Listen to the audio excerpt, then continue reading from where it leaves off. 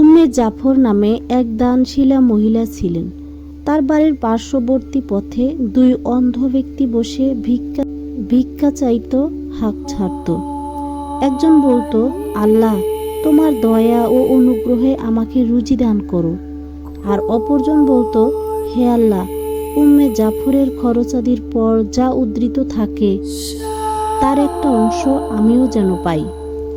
দুই অন্ধ ভিক্ষুকের এই ফরিয়াদ উম্মে জাফরের কানে পৌঁছালে তিনি প্রত্যেক দিন প্রথম ভিক্ষুকের জন্য 2 দিরহাম রৌপ্য মুদ্রা এবং দ্বিতীয় ভিক্ষুকের জন্য একটা ভুনা মুরগির মধ্যে করে 10টি দিনার স্বর্ণমুদ্রা পাঠাতে লাগলেন। প্রথম ব্যক্তি ছিল আল্লাহর দয়ের ভিখারি, আর দ্বিতীয়জন ছিল উম্মে জাফরের দয়ের ভিখারি। দ্বিতীয় ভিক্ষুক উম্মে জাফরের দেওয়া ওই মুরগিটি 2 দিরহামের বিনিময়ে প্রথম ভিক্ষুকের নিকট বিক্রি করে দিত।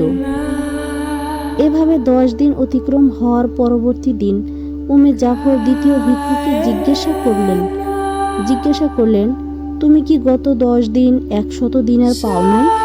সে বলল, আমি তো শুধু দৈনিক একটা মুরগি পেয়েছি, যা আমি প্রত্যেক দিন এই ভিক্ষুকের নিকট 2 দিরহামের মূল্যে বিক্রি করে ফেলেছি।